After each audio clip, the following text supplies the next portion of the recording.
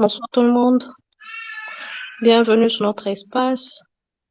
Bonsoir les docteurs, bonsoir les juristes, bonsoir les pharmaciens, bonsoir les jeunes, bonsoir les parents.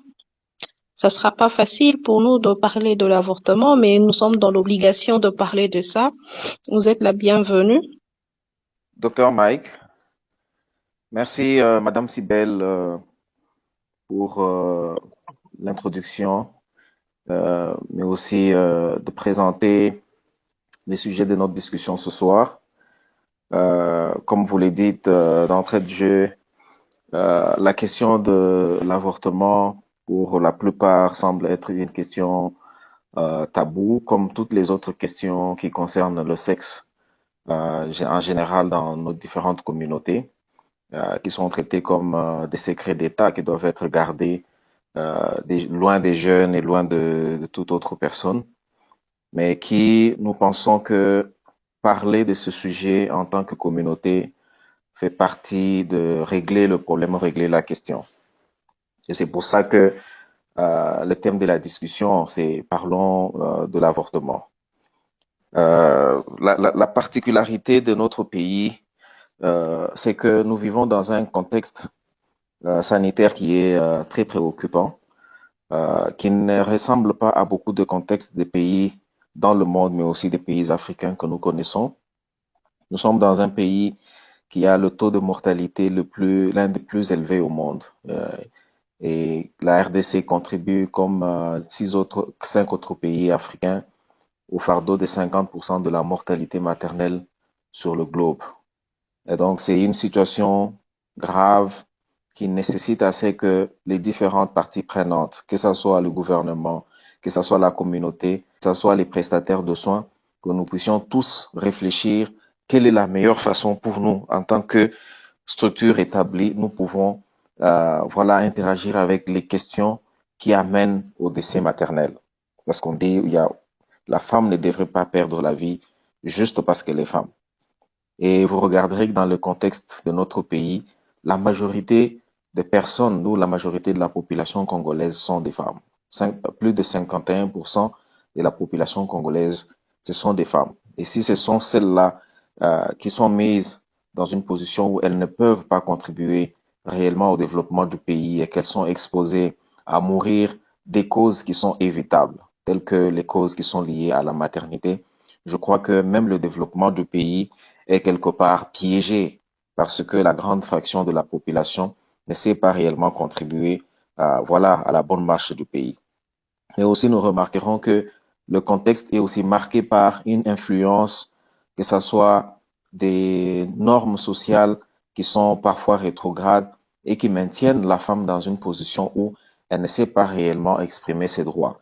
Vous regarderez que dans notre pays, dans nos différentes coutumes, la femme, on donne voilà la place.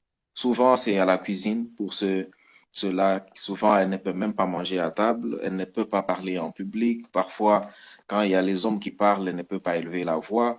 Elle est élevée comme étant celle qui est douce, celle qui ne peut pas dire non aux hommes, celle qui est tendre. Et tout ça, celle qui doit rester à la maison et l'homme doit aller à l'école, ça la met dans une position où on est en train de préparer d'une façon systématique dans nos différentes communautés des personnes qui seront totalement dépendantes dans le futur, mais aussi des personnes qui vont suivre le dictat qui leur est dicté par voilà, les hommes dans leurs différentes communautés.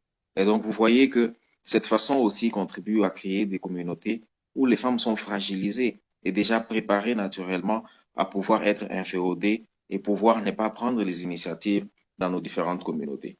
Mais regardons aussi la situation des violences basées sur le genre, où vous avez les conflits armés et toutes voilà ces traditions qui sont rétrogrades, qui font qu'il y a des mariages forcés des filles et qui les mettent dans une position où elles sont violentées, elles sont violées, elles sont mises voilà enceintes sans qu'elles ne le veulent et elles se retrouvent avec des grossesses non désirées.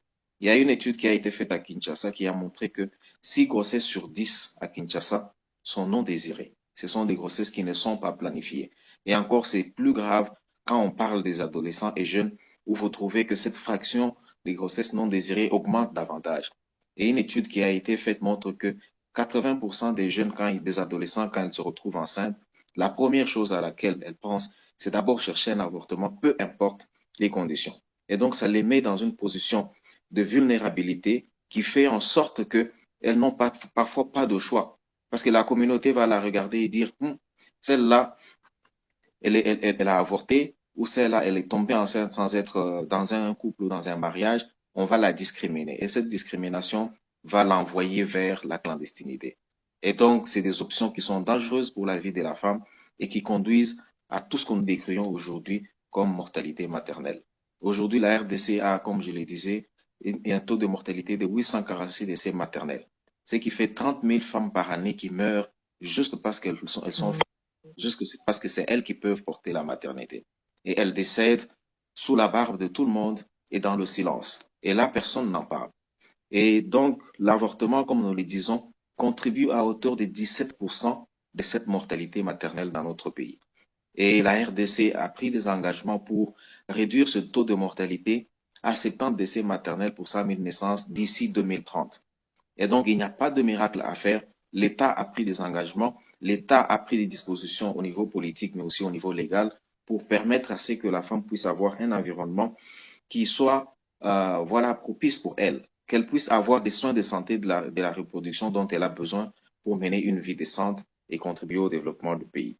C'est ainsi qu'il y a le protocole de Maputo, par exemple, que le pays a ratifié pour permettre à ce que la femme puisse arriver à participer au contrôle de la fécondité que ce soit dans le couple ou que ce soit dans sa vie.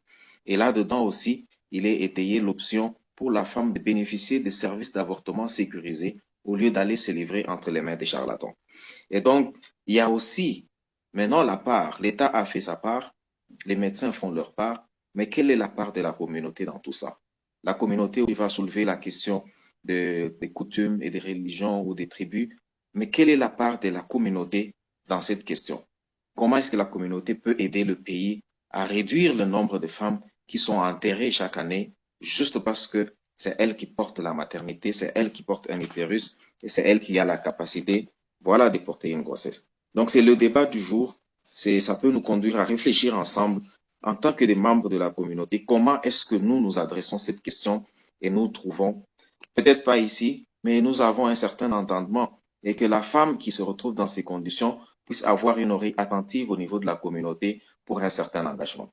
Donc, je vais remettre la parole à Madame Sibel, mais c'était juste pour poser cette base qui peut nous permettre d'avoir une discussion allant dans le sens de savoir exactement quel est le problème et voir ensemble comment est-ce que nous pouvons l'aborder. Merci. Alors, juste pour peut-être circonscrire l'intervention, certains d'entre vous avez suivi la campagne qui était en cours autour du thème Parlons avortement, et une campagne qui a été menée en ligne, mais aussi en présentiel par les jeunes de plusieurs organisations de la société civile évoluant dans le domaine de la santé et de la reproduction, qui ont parlé de cette question avec les autres jeunes et qui ont un feedback à nous faire dans cette conférence.